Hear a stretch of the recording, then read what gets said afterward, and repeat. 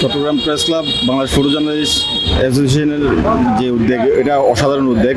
কারণ ফটো সাংবাদিকরা প্রত্যেকটা মুভমেন্টে সবার সামনে থাকে এবং ফ্রন্ট লাইনে কাজ করে। আমরা যখন জুলাইয়ের 18 তারিখে আমরা যখন আহত হই, তখন দেখা যায় যে পুলিশের গুলি যখন পায়ে বিদ্ধ হয় তখন কেউ ছিল না।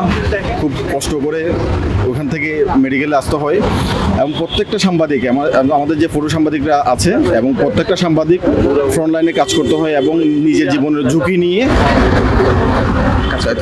কাজ করছে। এবং এই অসাধারণ উদ্যোগটা, মানে এই প্রতিভাটা আমাদেরকে তো এখানে এক্সিবিশন হওয়াটা মানে হইলো যে কি আমরা আমাদেরকে উপস্থাপনা করা যে আমরা নিজের কতটা ঝুঁকি নিয়ে আমরা কাজ করছি। 18 জুলাই সময় তখন বিকেল 5টা বাজে, যখন পুলিশের গুলিতে এক সাইডে হানাদার বাহিনী ছিল, এক সাইড থেকে পুলিশে গুলি করছিল।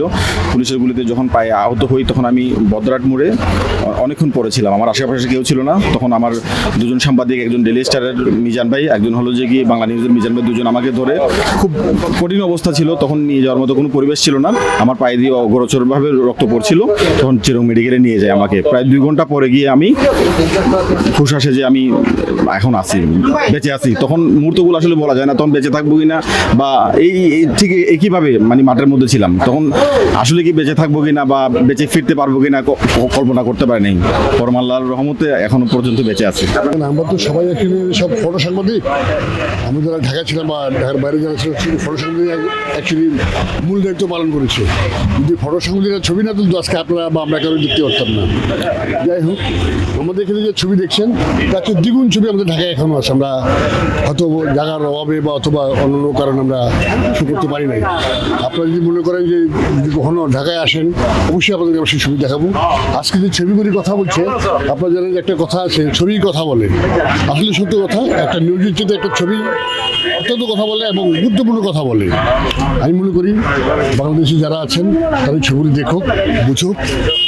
যদি আপনারা দেখবেন ফটাকা পর যখন টিয়ার গ্যাস মারছে পুলিশ বা গুলি করছে, তার সামনে ফটো সাংবাদিক তার ক্যামেরা নিয়ে দৌড়চ্ছে। একজন রিপোর্টার কিন্তু সেও আছে ওখানে, কিন্তু কাছে নেই, অনেক দূরে। দূর থেকে রিপোর্ট করতে সুবিধা বোধ করেন। আর আমরা যারা ফটো সাংবাদিক যারা আছি, আমরা জীবনে অনেক ঝুঁকি নিয়েই কাজ করে থাকি। তাদের প্রতি আমার সমাধান রইল। আমরা তাদের খবরও রাখছি। আমরা যেসব ফটো সাংবাদিক বা সাংবাদিক না, এমনি তো ছাত্র জনতা, তাদের খবর আমরা রাখছি। আমাদের বাংলাদেশ ফটো জেনারেশন থেকে আমরা যোগাযোগ করছি, যোগাযোগ রাখছি, বাকি আমরা রাখছি।